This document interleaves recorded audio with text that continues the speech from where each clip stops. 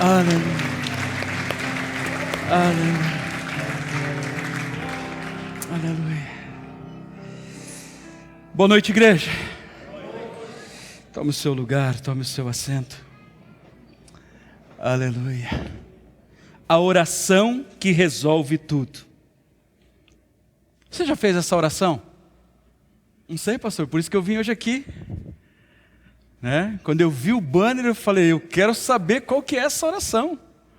Qual que é esse negócio aí? Por isso que estou aqui nessa noite.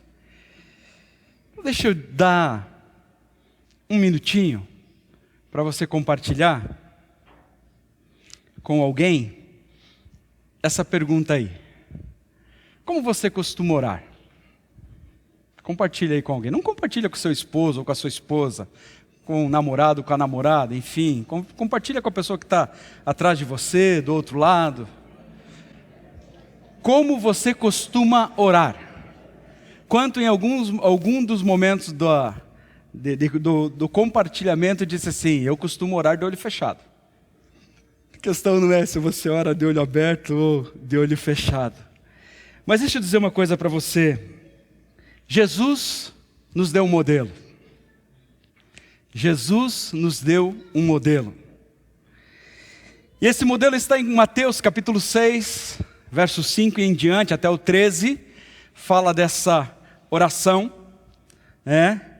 E nessa oração estão contidos princípios, orientações, por isso que eu disse que é um modelo deixado por Jesus. Mas nesse modelo ele fornece a instrução mais clara sobre como podemos trazer a realidade dos céus para a nossa vida aqui na terra. Os grandes avivalistas, os grandes generais dos avivamentos, dos reavivamentos das eras passadas, eles diziam o seguinte: se você orar, o Senhor virá. Você pode ler comigo? Se você orar, o Senhor virá. Mais uma vez bem forte. Se você orar, o Senhor virá. Essa é uma certeza que você precisa ter. Essa é uma convicção que você precisa ter. A oração bíblica, ela é sempre acompanhada de uma obediência radical. Radical. A resposta de Deus a essa obediência libera os céus sobre a nossa vida. Libera as bênçãos do Senhor sobre a nossa vida, sobre as circunstâncias, sobre as situações que nos afligem, sobre os vales pelos quais passamos. Quando oramos e colocamos o nosso coração, a nossa vida, essa obediência radical nessa oração, os céus se abrem sobre nós. Os céus se abrem sobre nós. E o modelo de Jesus revela duas prioridades maravilhosas, reais da oração. A primeira é a intimidade com Deus. E a segunda é trazer o seu reino à terra. A primeira é a intimidade com Deus. E a segunda é trazer o reino à terra. Deus expressa essa oração, expressa de uma forma tão maravilhosa essa intimidade com Deus na adoração. Santificado seja o teu nome. Adorando ao Senhor pelo que Ele é. Santificado seja o teu nome, intimidade com Ele. E a segunda parte é trazer o seu reino na terra, estabelecendo o seu domínio sobre todas as necessidades da humanidade. Venha o teu reino. Venha o teu reino. Venha os céus sobre a nossa vida. Sabe, queridos, e à medida que nós formos meditar em cada um desses pontos, em cada uma dessas colocações, dessa oração modelo, cada exame que nós fizermos dessa oração, deixa eu enfatizar algo a você aqui, um pensamento a você aqui, para que você possa estar bem atento. Sem dúvida nenhuma, isso vai ajudar você a compreender melhor o propósito por trás dessa oração. Vai ajudá-lo a compreender melhor esse propósito. Como discípulos de Cristo, é isso que a Bíblia diz que somos. Como cidadãos dos céus e embaixadores dos céus neste mundo, porque nós não somos desse mundo, amém? Nós somos de outro mundo, diz a palavra, mas este mundo é nossa atribuição, mas não é a nossa casa. É nossa atribuição, mas não é a nossa casa. Nosso propósito é eterno, não é temporal. Nossa passagem por este mundo é temporal, mas o propósito do qual nós somos criados e aceitos como filhos de Deus e herdeiros de Deus é a eternidade com Ele. Por isso o nosso propósito é eterno. Mas eu quero dizer para você que os recursos para que essa atribuição que nos foi dada sobre esse mundo, os recursos que nós podemos usar são ilimitados. Ilimitados.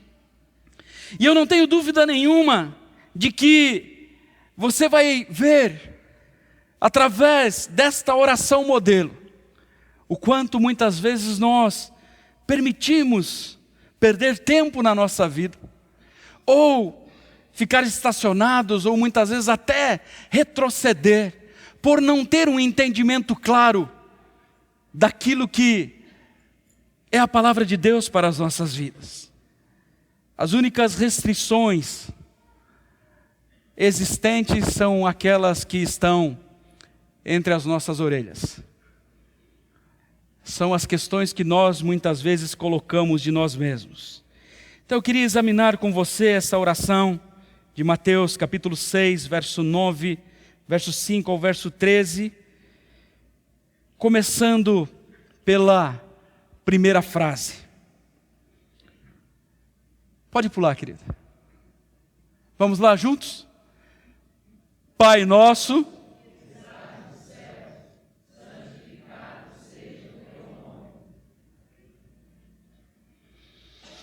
Pai é um título de honra e um chamado para o relacionamento. Você chama todo mundo de pai? Você não chama todo mundo de pai. Precisa ver isso que a frase de baixo diz. Precisa ver esse relacionamento, essa honra, para que você chame alguém de pai. E o que o Senhor fez para tornar possível que o chamemos de pai, está muito claro, quando Ele manifesta todo o seu amor, toda na sua criação, todo o seu propósito, todos os seus sonhos, todo o seu plano para com aquele a quem Ele criou, eu e você.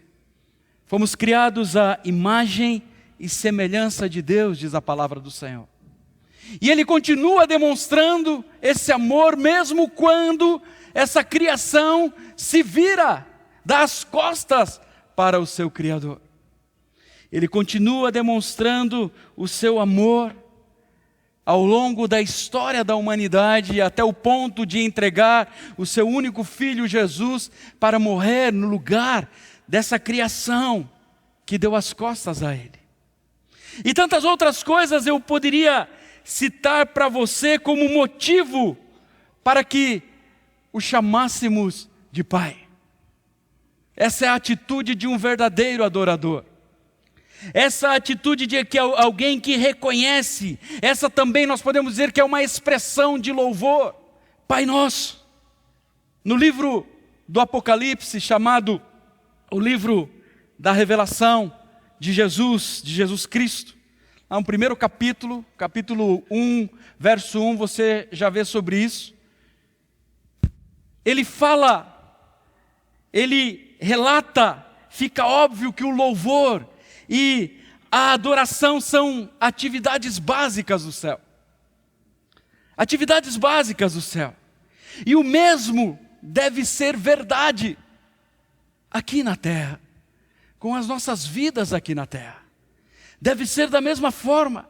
Quanto mais nós vivemos como cidadãos dos céus, quanto mais nós vivemos como embaixadores do reino, como discípulos de Cristo nesta terra, mais as atividades dos céus, mais os céus influenciarão na nossa vida. E por consequência, na vida das pessoas que estão em nossa volta. Na nossa vida, na nossa caminhada, a adoração deve ser a prioridade número 1. O grupo que você viu aqui em cima não é o responsável pelo louvor e a adoração. Os cooperadores são responsáveis pelo louvor e adoração. O Ministério Infantil é responsável pelo louvor e adoração. O Ministério das Mulheres é responsável pelo louvor e adoração. O Ministério dos Homens é responsável pelo louvor e adoração. Todos nós somos responsáveis pelo louvor e adoração ao nosso Deus. Todos nós. Porque tudo o que fazemos é para louvar e adorar o nosso Deus. Pelo menos deveria ser. Pelo menos deveria ser dessa forma que nós deveríamos agir. Tudo o que nós fizermos, tudo aquilo que nós colocarmos, a nossa devoção, o nosso chamado, deve haver louvor. Deve haver louvor a quem? Ao Senhor, ao nosso Deus Todo-Poderoso. A palavra diz que Ele habita em nosso louvor, Ele habita em meio aos louvores. O que você tem feito no seu trabalho louva a Deus. A forma como você trata a sua família louva a Deus. A forma como você conduz o seu casamento louva a Deus. A forma como você cuida das coisas que Deus tem dado louva a Deus. Salmo 22, verso 3.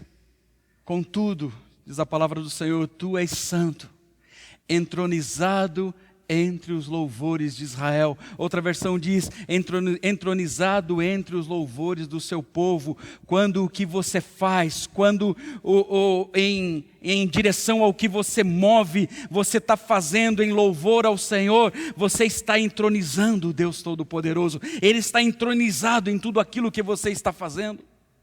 Há muito mais profundidade do que uma oração que nós aprendemos desde o início, lá enquanto crianças. Você já viu um jogador de futebol fazendo essa oração? Quantos já viram?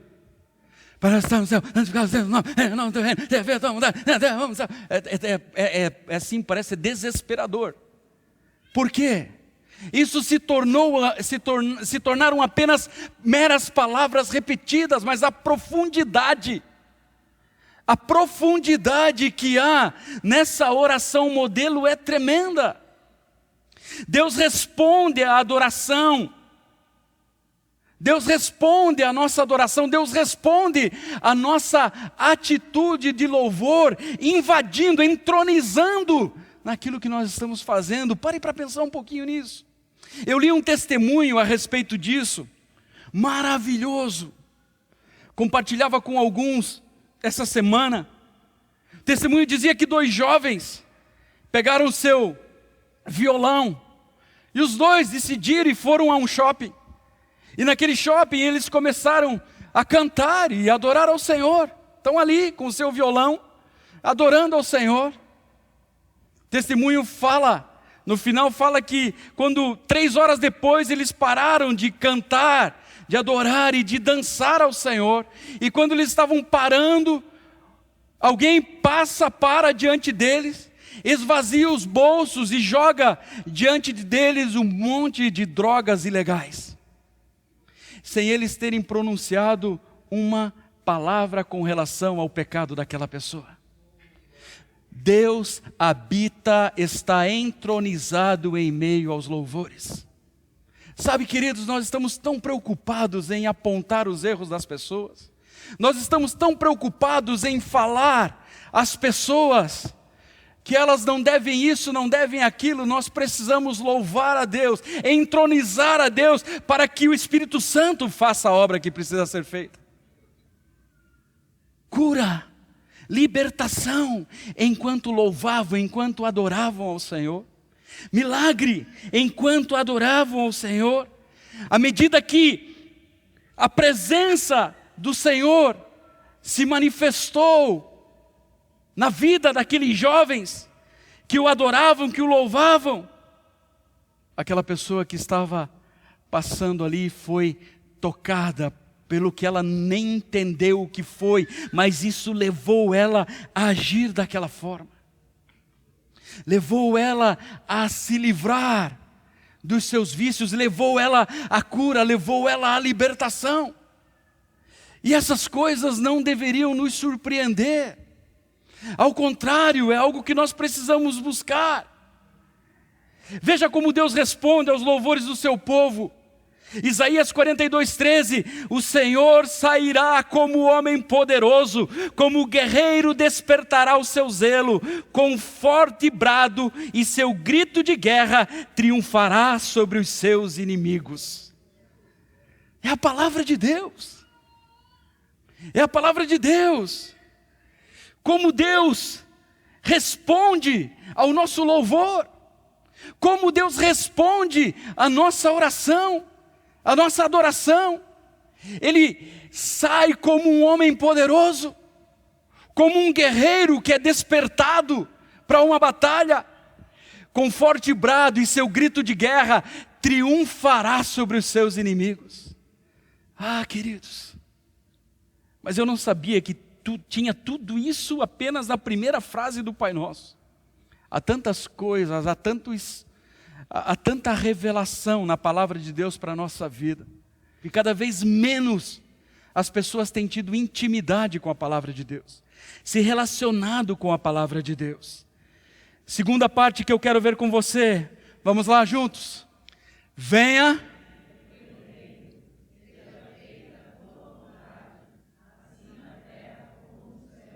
Esse é o foco primário de toda oração. Se existe céu, ele tem que ser manifesto na terra. É o cristão que ora, que manifesta a expressão do céu na terra. É a nossa oração, é o nosso clamor, é a nossa busca, é o nosso louvor, é a nossa adoração que faz com que o céu desça. Venha o teu reino. Venha o teu reino. Quando oramos de acordo com a vontade revelada de Deus, a fé, ela é especificada, a fé, ela é focada. Ela é direcionada, ela aponta àquela realidade. E aí Deus se manifesta. A fé que persevera, ela não abre mão do céu. Ela não é vacilante. Ela não oscila. Ela em todo tempo entende que os céus estão abertos. Ela precisa desfrutar desse céu que quer vir sobre a sua vida, quer vir sobre a terra, quer vir sobre o que ela está vivendo. Invade as circunstâncias, invade as situações mais adversas, aliás, todas as situações e circunstâncias da vida.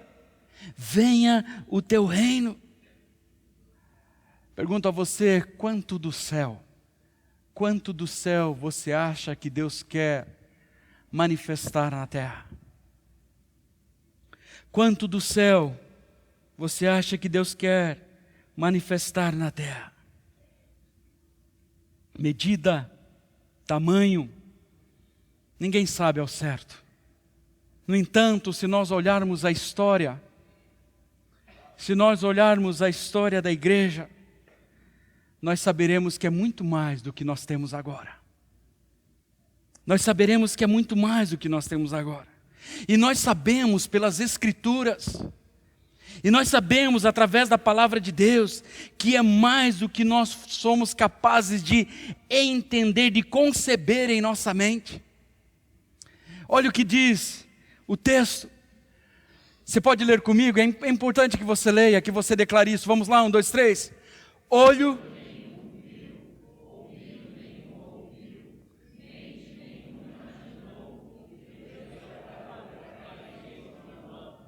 Mas Deus o revelou a nós por meio do Espírito. O Espírito sonda todas as coisas, até mesmo as mais profundas de Deus.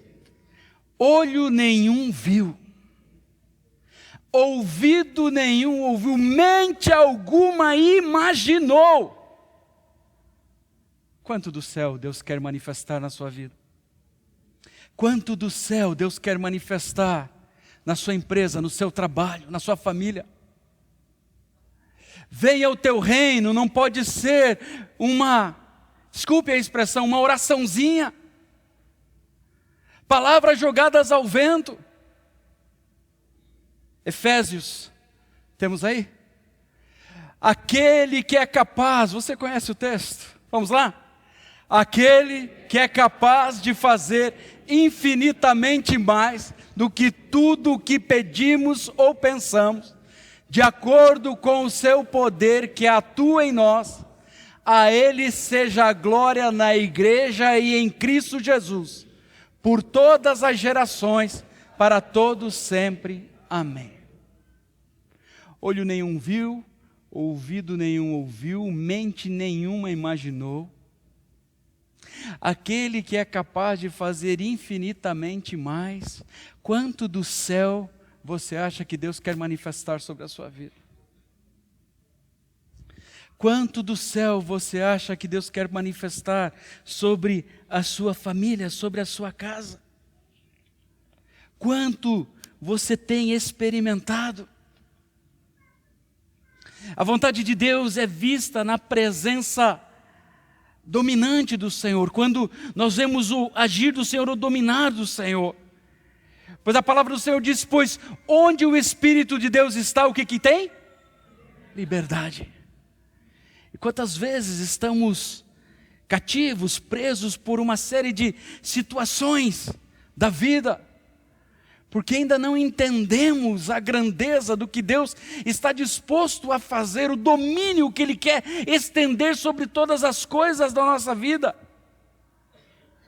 A liberdade no reino, a liberdade nos céus. O contrário também é verdadeiro. Se existem coisas que têm permitido que você ande preso em situações, em circunstâncias da vida, cativo por essas coisas, deixa eu dizer uma coisa para você: isso não vem de Deus, isso não procede de Deus, porque onde o Senhor se manifesta, onde o reino dele se manifesta, há liberdade, diz a palavra do Senhor. Sabe, queridos, mais uma vez, pela palavra que nos foi dada, pela autoridade que nos foi dada, nós precisamos exercitar essa autoridade. Precisamos exercitar a autoridade, diz a palavra do Senhor: eu lhe darei as chaves do reino dos céus. Eu lhe darei as chaves do reino dos céus. Ah, mas isso é para quando eu chegar no céu. Para que você precisa de chave quando estiver lá? Você está entendendo que às vezes a gente não presta atenção no que a gente está lendo? Eu te darei as chaves do reino dos céus. O que você ligar na terra terá sido, continue, e o que?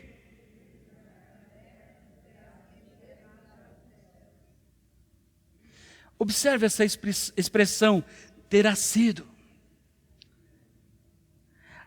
A implicação desse terá sido é que apenas podemos ligar ou desligar o que já foi ligado ou desligado lá no céu. Mais uma vez, o céu é o nosso modelo.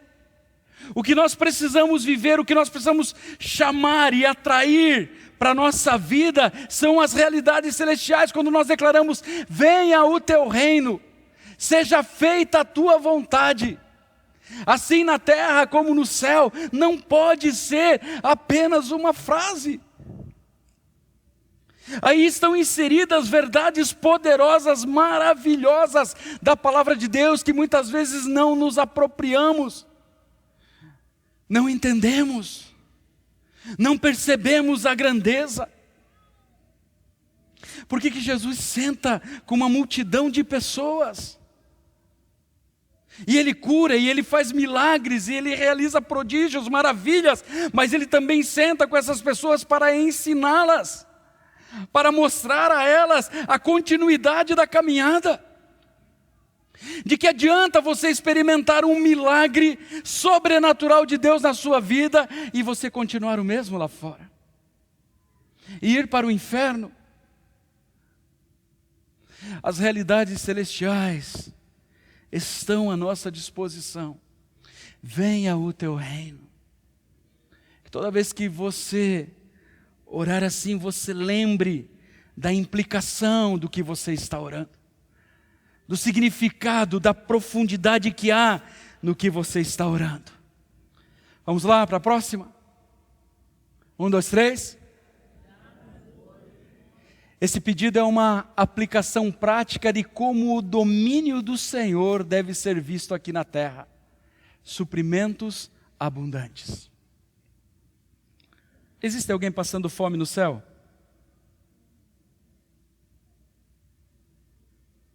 Vocês fazem uma cara de quem quer perguntar? Hã? Existe alguém passando fome no céu? Hã? Precisa comer no céu? É claro que não. E sem dúvida nenhuma, como está escrito ali, esse pedido é uma aplicação prática de como o domínio do Senhor deve ser visto na terra. Suprimentos abundantes. O abuso de alguns na área da prosperidade, não é desculpa para o nosso abandono com relação às promessas de Deus de provisões abundantes sobre as nossas vidas. Não, porque a teologia da prosperidade, não, porque a prosperidade, e nós deixamos de lado as promessas de Deus de provisões abundantes sobre as nossas vidas. Às vezes nós lemos, dá-nos hoje o nosso pão de cada dia. Ah, Senhor, se eu tiver o que comer amanhã, já está bom. Parece que ela é a oração de qualquer reino, menos do reino dos céus. Porque os céus que pertencem ao nosso Deus, os céus do qual o nosso Deus é o Criador, o nosso Deus é aquele que reina sobre tudo, não é um céu onde não há suprimentos, onde não há abundância, onde não há provisão. E por que muitas vezes vivemos na contramão disso? Por haver provisão abundante e provisão completa no céu, deve haver também sobre a nossa vida. E por que não tem havido? E por que não temos experimentado muitas vezes assim? Lembra quando eu disse para você, não pode ser uma oração qualquer.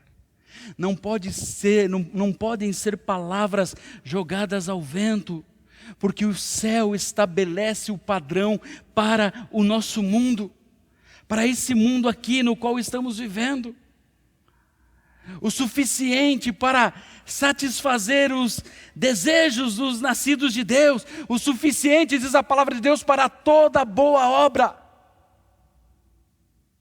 para tudo o que fizermos. Nossa base legal para suprimento, para provisão, para prosperidade, vem dos céus, fornecidas através da palavra de Deus, através de Jesus. E o meu Deus, segundo a sua riqueza em glória, há de suprir em quem? Há de suprir em quem? Em Cristo Jesus. Vamos lá juntos? E o meu Deus, segundo, há de suprir. Segundo o quê? Segundo o quê? Sua riqueza. Segundo o quê? Sua riqueza. Onde? Em glória. Segundo a sua riqueza em glória, há de suprir em quem? Em Cristo Jesus. Você é a habitação de Jesus, você é a habitação de Deus. todas, cada uma de vossas necessidades. Cada uma de vossas necessidades. Os recursos dos céus precisam afetar a nossa vida, precisam vir sobre a vida dos filhos de Deus, hoje, aqui, agora. Porque se não é assim que está acontecendo, alguma coisa está errada. E o versículo deixa muito claro isso. O texto deixa muito claro isso. Próxima. Vamos lá juntos? Perdoa.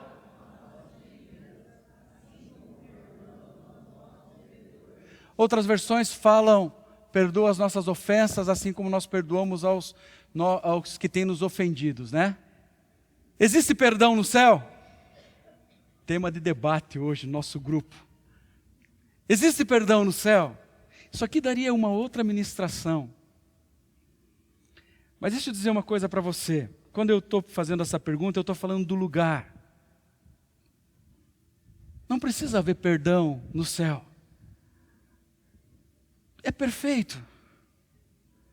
Aquele que se tornou imperfeito não foi perdoado no céu, foi lançado fora do céu.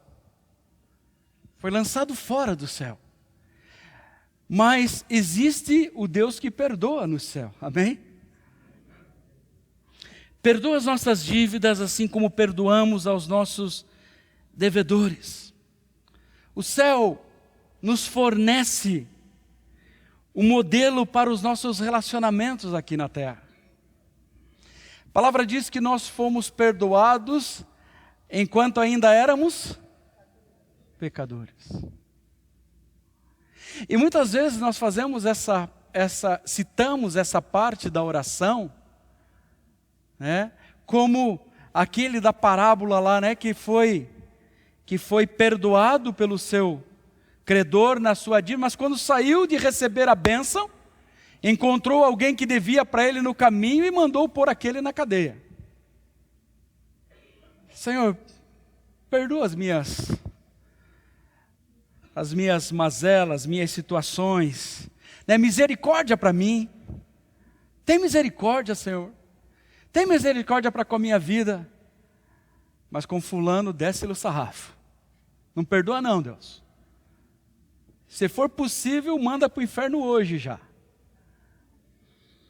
Você dá risada, muitas vezes a gente não fala isso. Mas é isso que está no nosso coração com relação a muitos dos nossos relacionamentos que deixaram de ser relacionamentos. A palavra de Deus diz assim: sejam bondosos e compassivos uns para com os outros, perdoando-se mutuamente, assim como Deus os perdoou em Cristo. Sejam bondosos e compassivos uns para com os outros, perdoando-se mutuamente, assim como Deus perdoou vocês em Cristo. Queridos, se nós formos olhar para a nossa vida passada, a gente era caroço pra caramba. Talvez você nunca tenha matado alguém, você nunca tenha traído alguém, mas talvez você já tenha feito coisas que talvez sejam até piores do que isso. E muitas vezes, como perdoados em Cristo, como filhos de Deus, como discípulos de Cristo, é isso que declaramos, ainda não agimos da forma como a palavra de Deus orienta para com as pessoas. Sejam bondosos e compassivos uns para com os outros. Não é sejam bondosos e compassivos para com quem vocês quiserem. Perdoando-se mutuamente, assim como Deus perdoou em Cristo Jesus. Portanto, sejam imitadores de Deus como filhos amados. Esses versículos deixam claro o modelo de Jesus. A forma como ele ensinou. Jesus sim, aquele que ascendeu à direita do Pai. Mais uma vez, essa oração ilustra uma forma muito prática de nós orarmos para que a realidade do céu cause um efeito sobre a terra. Porque quando você começa a praticar essas coisas, quando você começa a ir na direção dessas verdades e põe em prática a obediência radical ao que você está orando, as coisas mudam em sua volta. Queridos, quando nós praticamos as verdades do reino, tudo muda em nossa volta. Tudo muda em nossa volta. Portanto, sejam imitadores de Deus como filhos amados e vivam em amor como também Cristo nos amou e se entregou por nós. Imitadores. Perdoa as nossas dívidas assim como perdoamos os nossos devedores. Próximo. Vamos lá? E não?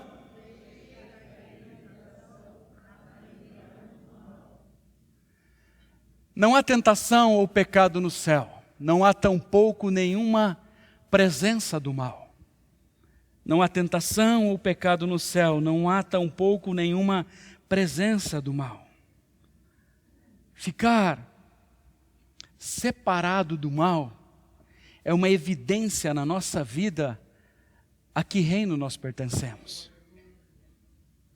Ficar separado daquilo que não agrada a Deus é uma evidência da nossa vida de o que domina sobre nós, qual é o reino que domina sobre nós. E não nos deixes cair em tentação, mas livra-nos do mal. Sabe, queridos, essa oração não implica, não está falando que Deus quer nos tentar. Sabemos, Tiago capítulo 1, verso 13, quando alguém for tentado, jamais deverá dizer, estou sendo tentado por Deus, pois Deus não pode ser tentado pelo mal e a ninguém tenta. Então essa oração não tem nada a ver com Deus, nos levando a ser tentados por alguma coisa. Às vezes as pessoas dizem assim, não, é Deus que está. Não, Deus não tem nada a ver com isso. Deus não tem nada a ver com isso. O texto diz que é impossível que Deus nos tente a pecar. Essa parte da oração é importante nós entendermos, porque exige que nós encaremos a nossa primeira necessidade, a nossa maior necessidade, a graça de Deus sobre a nossa vida. Se não fosse a graça de Deus, onde estaríamos? Nós entendermos que nós precisamos, ela que nos ajuda a alinhar o nosso coração com a vontade do nosso Pai, com os sonhos dEle, com o projeto dEle, um coração em absoluta dependência de Deus, total dependência de Deus. É a oração do reino, é que o reino está nos fornecendo. É como se nós orássemos, Senhor, não me promova além daquilo que eu possa suportar, além daquilo que o meu caráter ainda não está pronto. Senhor, o dom eu tenho, o talento eu tenho, mas ainda eu preciso ser moldado em algumas coisas. Senhor, continua a tua obra em minha vida, continua o teu agir em minha vida. A expressão livra-nos do mal, na sua raiz, na sua essência, no seu original está dizendo liberta-nos do maligno. Liberta-nos do maligno. O que Jesus está dizendo nessa oração, o que Ele de fato quer dizer é, eu não tenho nada, não tenho relação nenhuma, não tenho nada a ver com o Satanás, não tenho nada a ver com o diabo. Livra-nos do mal, livra-nos do maligno. Livra-nos de situações como essa. Esse é o clamor transmitido nessa oração. Esse é o clamor transmitido nessa frase. E ele termina dizendo, vamos juntos? Porque teu o poder e a glória para sempre. Amém. Porque teu é o reino, o poder e a glória para sempre. Amém. O reino de Deus é sua possessão. E essa é a razão porque só Ele pode dá-lo a nós. Lembra do texto que nós lemos que já nos deu as chaves do reino dos céus? Ele nos deu porque o reino é dele. Você não pode dar a alguém algo que não te pertence. Isso tem outro nome. Mas o reino de Deus é possessão do Senhor. Quando nós declaramos essa realidade, quando nós declaramos esse final dessa oração, nós iniciamos as declarações de louvor. E em toda a Escritura, em toda a palavra de Deus, nós ouvimos declarações similares a essa contida nessa oração modelo. Em vários momentos nós ouvimos afirmações: toda glória, todo poder, toda honra pertence ao Senhor. Sabe, queridos, um dos mais importantes ensinamentos que eu recebi foi uma mensagem maravilhosa sobre louvor. E nessa mensagem, ela sugeria que se nós tivéssemos 10 minutos separados para orar,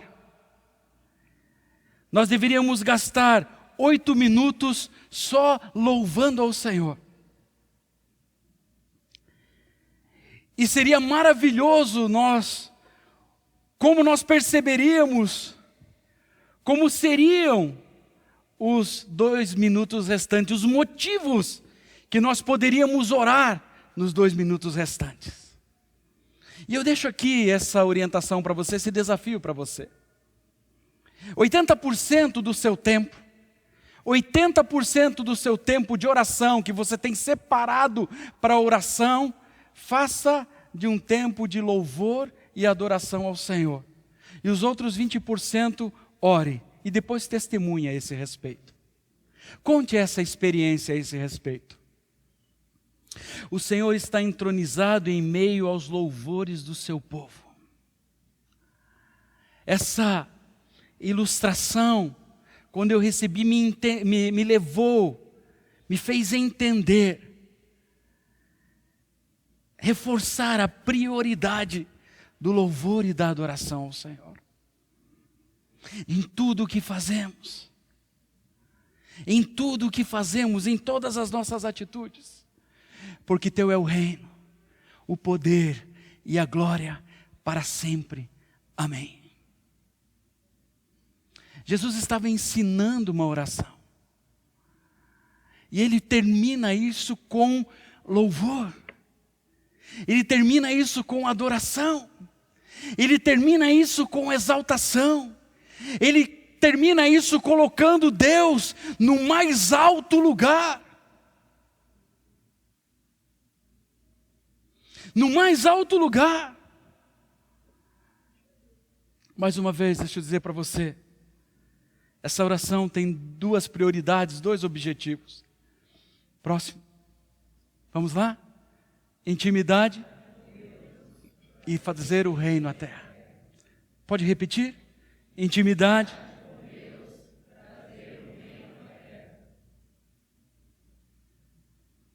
Qual tem sido a sua intimidade com Deus? Que experiências você tem tido da manifestação do reino sobre a sua vida? Quando eu perguntei lá no início para você lá, como você costuma orar?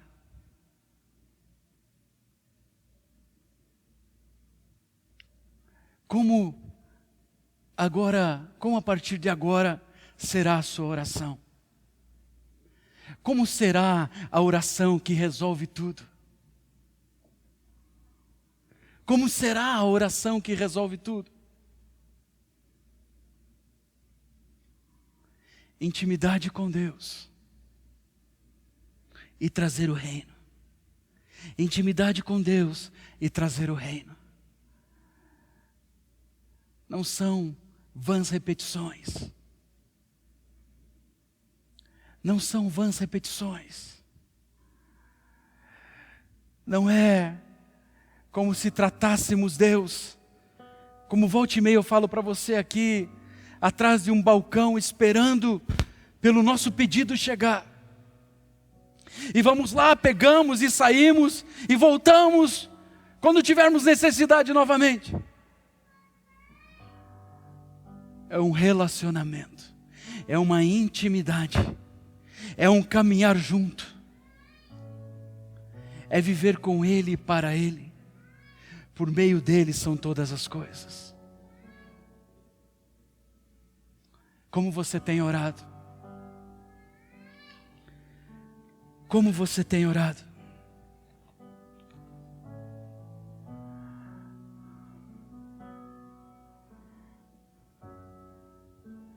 Quanto do céu você tem experimentado sobre a sua vida?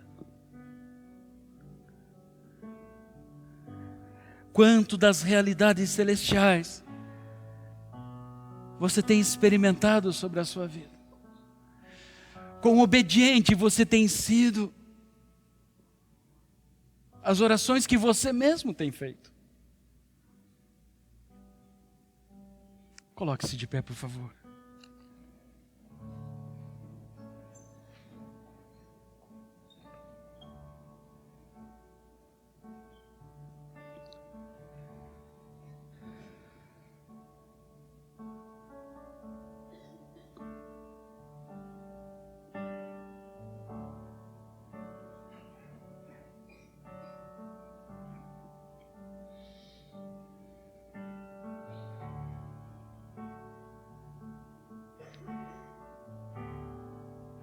Que o Espírito Santo falou com você nessa noite.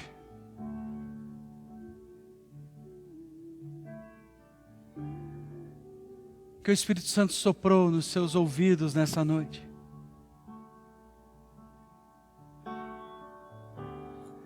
Isso não é coisa da sua cabeça, é o Espírito Santo falando com você.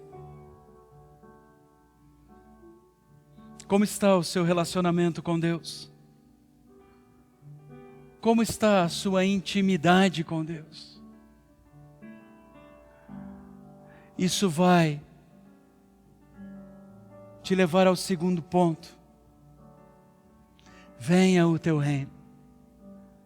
Venha o teu reino.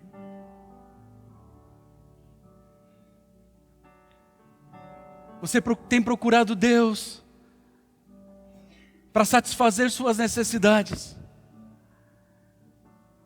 Ou você tem procurado Ele como um pai?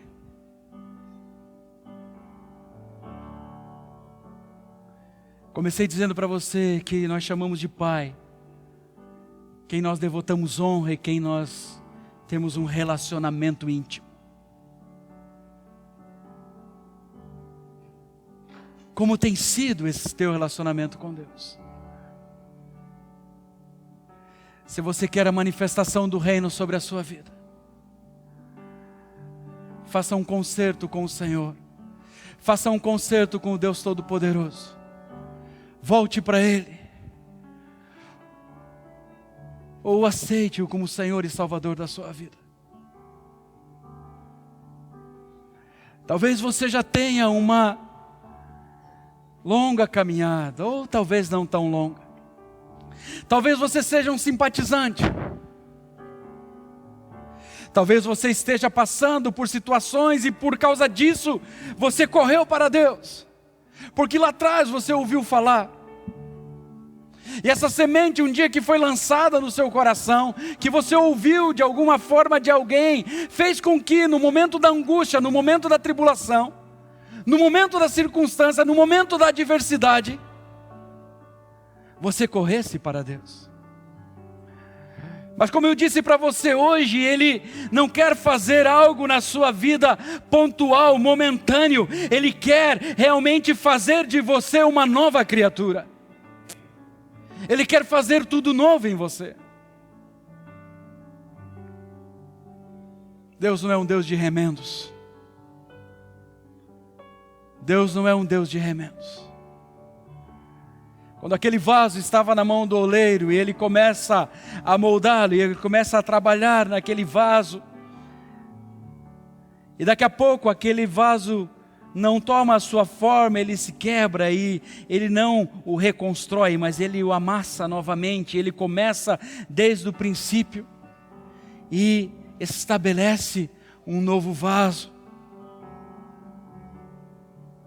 O Senhor não quer acertar algumas coisas da sua vida como o mundo faz. O Senhor não quer acertar algumas áreas da sua... Não, eu só estou com um problema nessa área.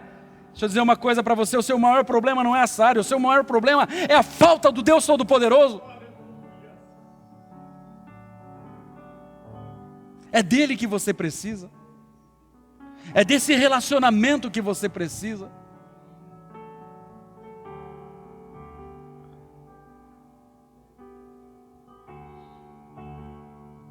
Você que quer esse Deus na sua vida, você que quer dar esse passo nessa noite, você que quer dizer: Senhor, eu te quero, eu o aceito como Senhor e Salvador da minha vida. Eu preciso desse relacionamento, eu preciso desse Deus, eu preciso desse Jesus. Eu entendi o porquê que as minhas rezas, as minhas orações não têm efeito algum. Eu não tenho relacionamento com esse Deus. Eu não tenho intimidade com esse Deus. Eu quero decidir nessa noite. Você que quer tomar essa decisão, saia do seu lugar, vem aqui à frente. Não tenha vergonha. Nós não temos vergonha do nosso Pai. Nós não temos vergonha do nosso Pai. E hoje você entendeu que Ele é o teu Pai. Saia do seu lugar, vem aqui à frente, eu quero orar por você. Você que ainda não fez, em nenhum momento da sua vida não fez essa decisão. Você que ainda não tomou essa decisão de dizer: Senhor, eu te quero como Senhor e Salvador da minha vida. Saia do seu lugar, tome essa decisão nessa noite. E diga: Senhor, eu te quero. Senhor, eu te quero. Senhor, eu te quero. Senhor, eu preciso de Ti. Saia do seu lugar. Saia do seu lugar. Tome essa decisão. Tome essa decisão. Será a melhor e maior decisão da sua vida. Não seja um simpatizante. Filhos não são simpatizantes dos pais. Filhos andam com o pai. Filhos amam o pai. Filhos têm o Pai estabelecidos em suas vidas como um relacionamento. Saia do seu lugar. Diga: Senhor, eu te quero. Senhor, eu preciso de Ti. Deus, eu preciso de Ti. Desesperadamente eu preciso de Ti. Eu entendi o quanto eu preciso de Ti. O Pai Nosso precisa deixar de ser uma oração qualquer na sua vida.